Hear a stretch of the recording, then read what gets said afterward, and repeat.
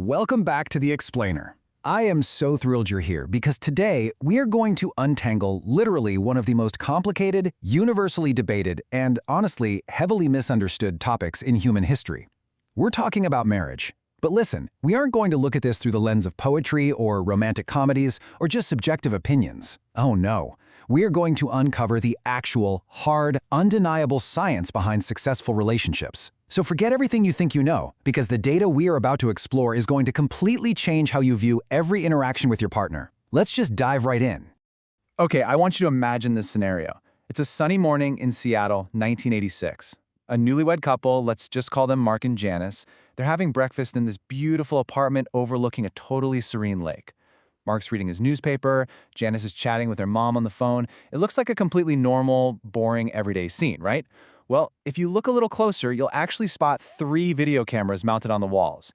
You'll notice these tiny microphones clipped to their collars, and incredibly, you'll see a Holter monitor strapped right to their chests, tracking every single heartbeat.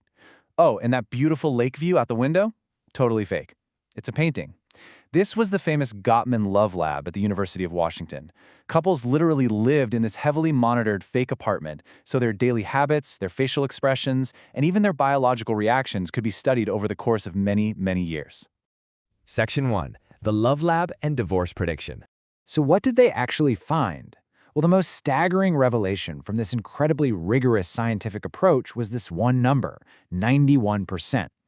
By simply observing these couples in the Love Lab, literally just watching how they interacted over groceries or how they handled super mild disagreements and measuring their physical responses, Dr. John Gottman and his team achieved a 91% accuracy rate in predicting whether a couple would stay together or divorce within 7 years.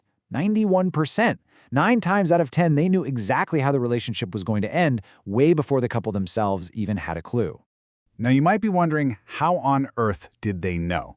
Well, it's because while people can easily lie with their words and they can totally mask their behaviors, the body absolutely does not lie.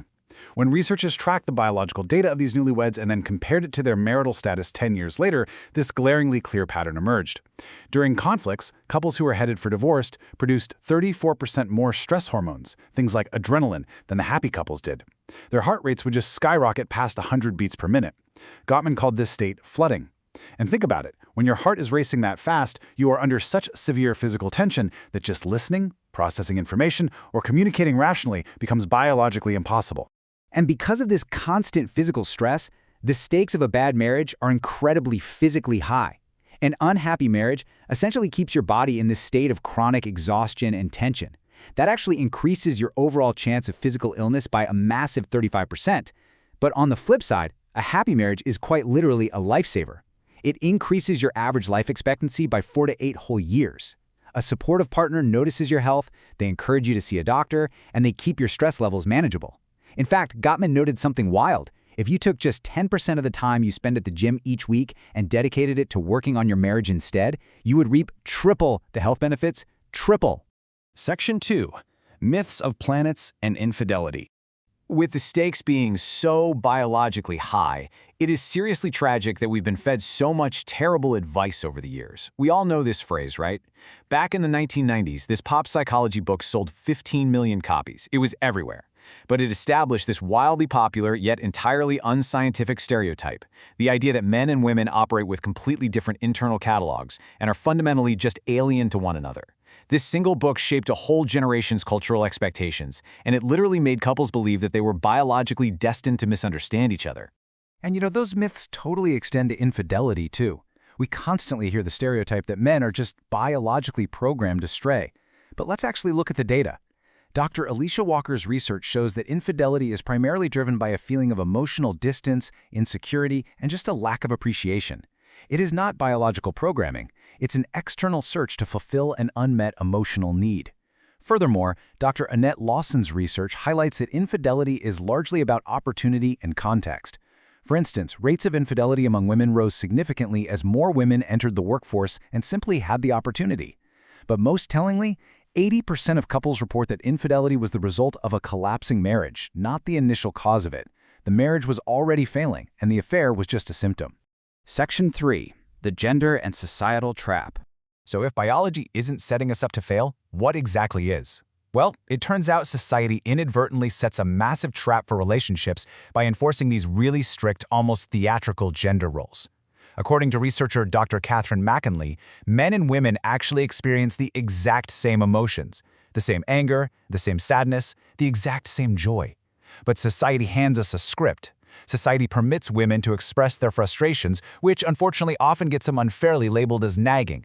Meanwhile, society pressures men to be stoic and just suppress all their emotions.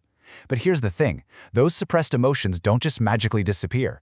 They internalize. They cause high blood pressure, rapid heart rates, and eventually explosive reactions. When a husband suppresses his feelings to appear strong, his body goes straight into that flooding state we talked about earlier. It effectively kills his ability to communicate and creates a highly toxic dynamic. And it's not just gender roles either. Society layers on immense external pressures that can completely fracture a marriage. Take China, for example. The hukou housing system linked property rights in major cities like Shanghai directly to marital status. The societal pressure to marry just for housing caused huge pushback, literally driving the average marriage age for women up from 24.9 in the year 2000 to nearly 28 in 2022.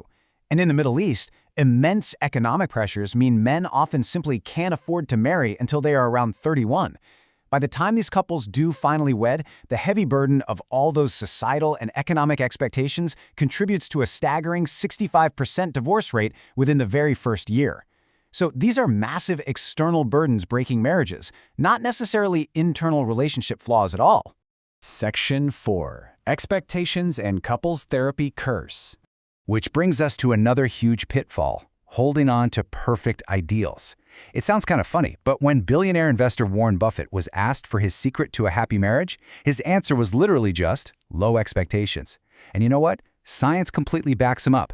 A 2016 study tracking couples over 4 years found that couples who entered marriage with realistic, grounded expectations survived and thrived. On the other hand, couples who demanded this flawless, Instagram-perfect, conflict-free fairy tale, they inevitably clashed with reality and suffered the most disappointment and eventual marital breakdown.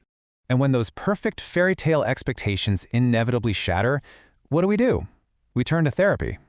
But honestly, the statistics here are frankly alarming. In client satisfaction surveys, couples therapy gets the absolute worst reviews. Relationship expert Neil Jacobson noted a pretty dismal success rate. He observed that traditional therapy fails or results in relapse for roughly 65% of couples, and even among the 35% who initially succeed, half of them eventually relapse anyway. So, why does it fail so spectacularly? Well, a lot of it comes down to techniques like active listening. Invented in the 1960s by Carl Rogers, this was originally designed to help detached doctors empathize with their patients by saying things like, "I feel sad when," instead of, "You made me mad." But applying this deeply clinical technique at home usually totally backfires. Your spouse is not a detached therapist. They have a history with you, and past emotional baggage makes this highly structured clinical phrasing feel incredibly unnatural, condescending, or even manipulative when you're in the middle of a heated kitchen argument. Section 5. The Scientific Happy Marriage Prescription. Okay, so if the pop psychology myths are completely wrong and traditional therapy is often missing the mark, what actually works? Gottman's framework reveals that 70% of marital happiness really just comes down to deep friendship, specifically mutual respect and having fun together. Because when you are genuinely friends, you naturally assume positive intent. A fight isn't viewed as this fundamental world-ending betrayal, it's just a temporary hurdle. And here is an absolutely wild fact from the data. 69% of all marital problems are recurring and virtually unsolvable. Yeah, 69%. They're due to ingrained personality differences. So the secret isn't fixing that 69%. The secret is navigating those recurring issues with humor, teamwork, and a rock-solid foundation of friendship, rather than demanding romanticized perfection. Now we've arrived at the absolute climax of the scientific data, the real secret sauce. Gottman discovered that the fate of a marriage really hinges on something he calls bids for connection. A bid is just any small request for attention, affirmation, or support. And the gap here is massive. Happy couples turn toward and respond positively to their partner's bids 86% of the time. Divorcing couples, only 33% of the time. This daily, micro level of attention is the true lifeblood of a relationship. And to put this into perspective and ground it in everyday reality, these bids are rarely grand, cinematic, romantic gestures. They are deeply, deeply mundane. Things like, "Hey, can you get me a glass of water?" or could you take my plate while you're up, or can you plug my phone into the charger? The science shows that consistently responding to these tiny, everyday requests built an impenetrable bank of positive equity. In fact, Gottman noted that women find men who voluntarily help with daily household chores out of a genuine desire to be supportive to be highly, highly attractive. It builds deep, lasting romance in a way that a fancy, expensive dinner simply never could. Section 6. Irony of Fate and Effort. But building this bank of positive equity isn't something you just do once. It requires continuous, evolving effort because, let's face it, both people in a relationship are constantly changing. And if you need proof that marriage is an ongoing effort and never just a perfectly solved math equation, consider this delightful ultimate irony. Dr. John Gottman, the absolute pioneer of marriage science, the literal man who unlocked all these relationship secrets through decades of meticulous observation, well, he had to learn them the hard way through 2 divorces of his own before finally getting it right. It just goes to show that knowing the data is only half the battle. The rest of it is putting in the daily work. So as we wrap up this explainer, I want to leave you with a direct challenge. I want you to think about the daily interactions you have. When your partner asks for a glass of water or points out an interesting article to you, they aren't just making a casual comment. They are making a scientific bid for your connection. The data is completely clear on this. The longevity of your relationship absolutely relies on it. So how will you respond to your partner's next bid? Thanks so much for learning with me today, and I'll catch you in the next explainer.